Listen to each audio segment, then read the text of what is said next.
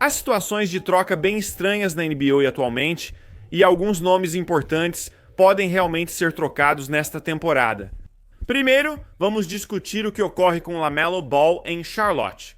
Houveram vários relatos e rumores de que LaMelo estava frustrado com o time e estava praticamente à beira de pedir uma troca, o que gera tanto interesse em descobrir o real valor de troca do LaMelo. Depois, outros relatos acabaram desmentindo isso. Mas está claro que, independentemente do que você ou a franquia pensavam sobre LaMelo Ball como peça central dos Hornets daqui pra frente, ainda há dúvidas se esse é o caso, o que pode levar a uma troca por alguns motivos. Primeiro, ele simplesmente não joga o suficiente. Se a organização estivesse frustrada com LaMelo Ball por algum motivo e estivesse procurando trocá-lo para outro lugar, seria apenas por causa de todas essas questões de lesão. Este time busca construir algo com um novo técnico.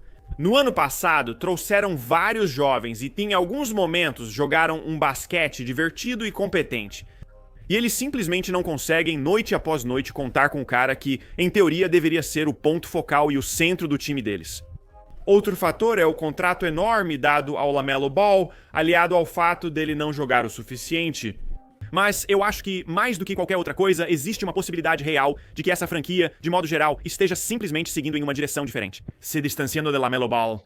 Brandon Miller, que também tem seus próprios problemas de lesão, mas é um potencial ponto focal para o time, Concanipo é, até o momento desta gravação, pelo menos o favorito para ganhar o prêmio de novato do ano este ano. Ele tem sido inacreditável. E eu consigo ver eles mudando o foco para caras em quem podem confiar, caras que eles sabem que vão jogar e jogar de forma consistente. E isso, claro, resultaria neles tentando encontrar algum tipo de mercado de troca para LaMelo Ball, porém, eu realmente não faço ideia de qual seria o valor de troca do LaMelo Ball. Tenho certeza de que há muitos times na liga que dão muito valor para ele. Eu, pessoalmente, fui alguém que, na época do draft, achava que ele deveria ter sido a primeira escolha geral, porque ele tinha essa habilidade de elite como passador. Obviamente, Anthony Edwards foi o primeiro e ele tem sido inacreditável. Já fui fã do LaMelo Ball e acredito que ele pode jogar de um jeito que o faça vencer jogos de basquete. Obviamente não tem sido uma situação boa em Charlotte, mas eu ficaria muito curioso para ver o que outros times da liga pensam sobre ele. E eu especularia que se o LaMelo realmente se tornasse disponível, esse seria o maior abismo entre o que algumas pessoas acham que o LaMelo deveria valer e o que outras pessoas acham que o LaMelo deveria valer. Acredito que há quem cubra basquete seriamente e veja LaMelo Ball como um ativo negativo, pois ele joga pouco. O contrato é enorme, acho que você também pode encontrar muitos que cobrem basquete seriamente. Acham que LaMelo poderia ser trocado por várias escolhas de primeira rodada e algo que ajude os Hornets no futuro? E eu realmente não sei exatamente onde um possível acordo se encaixaria nessa escala, sem contar o fato, algo que vamos conversar com os outros caras neste vídeo, é realmente difícil encontrar times que precisem de alguém como LaMelo Ball ou como alguns dos outros caras. Vamos falar como jogadores de perímetro e criadores sobre caras que não são conhecidos por vencer muitos jogos de basquete. Certamente LaMelo tem habilidades incríveis, ótima visão de jogo e excelente porte físico. Em algumas ocasiões ele consegue arremessar muito bem. Mas se você é Houston, que claramente precisa de alguém no perímetro em algum momento aqui. Embora eles tenham tido uma temporada realmente muito boa, a lesão do Fred VanVleet obviamente deixou uma lacuna no elenco. LaMelo Ball não será trazido para esse grupo, pois não é o perfil cultural desejado. Dallas também precisa de reforço no perímetro, com Cooper Flag e LaMelo fica interessante. Mas ainda tem o Kyrie fora desse contexto. E será que LaMelo é mesmo o perfil ideal para esse time? E além disso, tem o Sacramento, que sempre pode fazer alguma coisa estranha. Eles têm o Zach LaVine, tem outras opções também. Mas, realisticamente, simplesmente, não existe um grande mercado para um jogador de backcourt que talvez não traga vitórias. Precisa muito da bola, não marca bem, e o LaMelo ainda tem contrato e problemas de lesão. Então, desse ponto de vista, acho que seria difícil encontrar alguns parceiros de troca que realmente disputassem entre si e no final aumentassem o valor. Além disso, nem sei o que Charlotte gostaria de ganhar em troca. Acho que eles querem escolhas de primeira rodada para construir o futuro, mas não querem isso. Acho que é isso para Anthony Davis de Dallas. A troca poderia funcionar, mas não entendo o que Charlotte quer com Anthony Davis. Eles não vão ser muito bons este ano e é uma situação estranha. Temos um time jovem fazendo trocas, um jogador jovem buscando coisas jovens de volta, mas isso não se conecta. Como um time que quer dar um all-in e trocar pelo LaMelo Ball para competir. Ele não se encaixa no cronograma e alguns acham que não leva o basquete a sério. Além disso, é um investimento alto devido a lesões e questões contratuais. Eu diria que agora desses caras que citaremos no vídeo, LaMelo, na verdade, é o menos provável de ser trocado, a menos que ele simplesmente peça uma troca e diga que quer sair de Charlotte. Ou algo realmente desesperador aconteça com um time como o Clippers. Obviamente, LaMelo tem conexões com Los Angeles e eles só querem mudar algo completamente, potencialmente salvar a temporada deles agora. Entre todas as situações que estamos monitorando agora, em termos de troca, acho que a do LaMelo é a mais complicada de tentar entender. Um dos outros caras que eu quero falar aqui, porém, é o John Morant, que não consegue passar mais de 2 dias sem criar algum tipo de polêmica sobre si mesmo. E claramente algo está acontecendo aqui em Memphis, e eu acho que entre os caras deste vídeo de hoje, este é o jogador mais provável de ser trocado nesta temporada, porque ele é o cara mais provável de pedir uma troca, ir à diretoria e dizer, não quero mais ficar aqui, nem jogar para esse treinador. Seja qual for o caso, está claro que as coisas não estão dando certo para Ja Morant em Memphis. Eu já falei sobre isso em vídeos completos antes.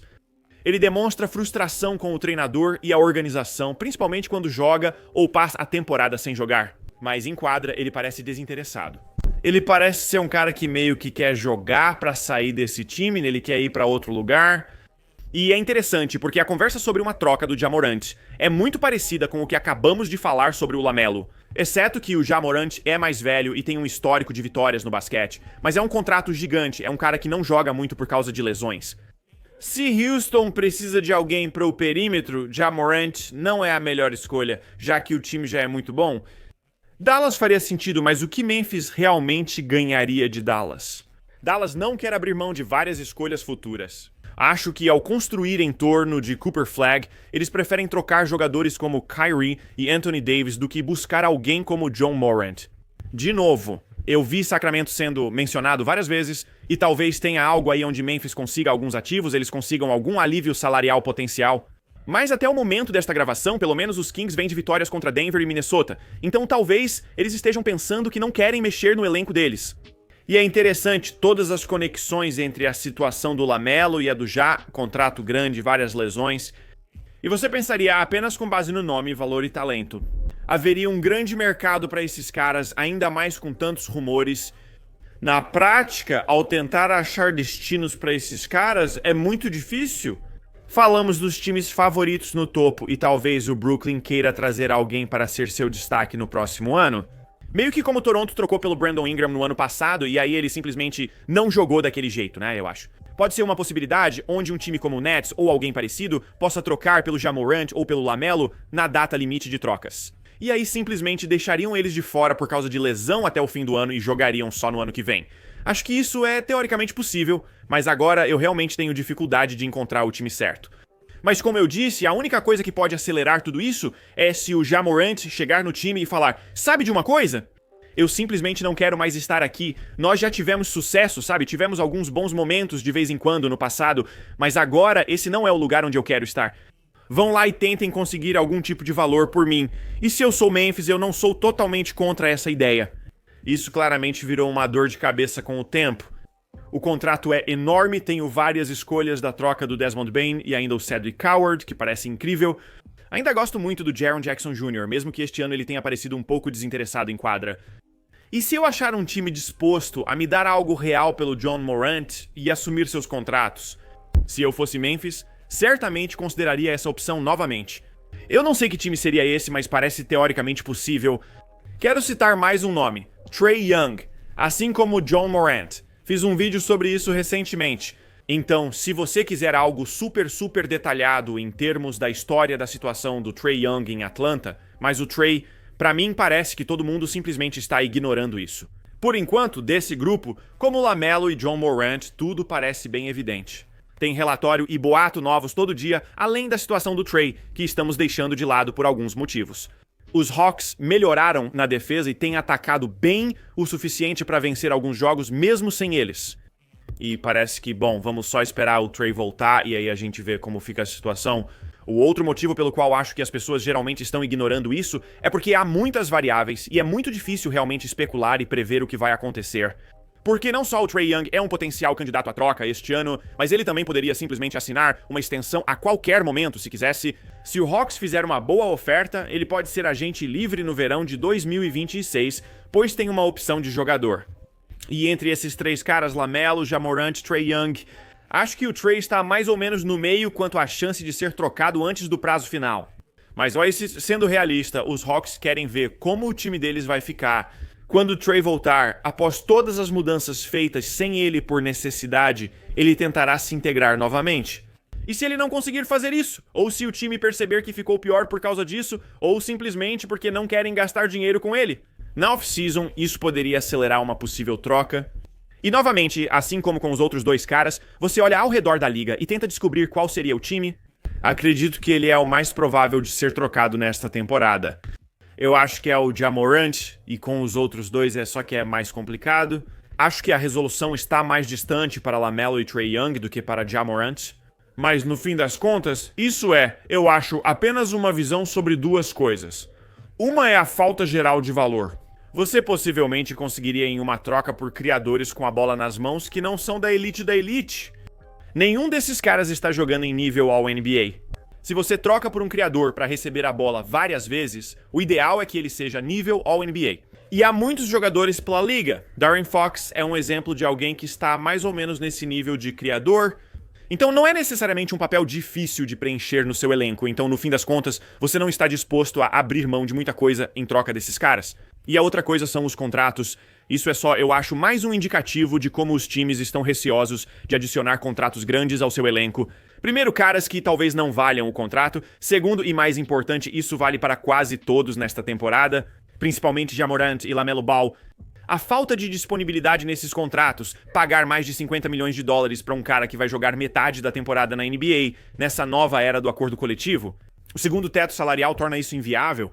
Não é possível competir em alto nível quando você está constantemente preocupado com um dos seus jogadores mais bem pagos se machucar. Embora as situações individuais sejam interessantes, acredito que há chance real de ao menos um desses caras ser trocado neste ano. Este ano, mais precisamente, é meio que uma visão sobre o cenário de trocas para esse tipo de jogador agora na NBA.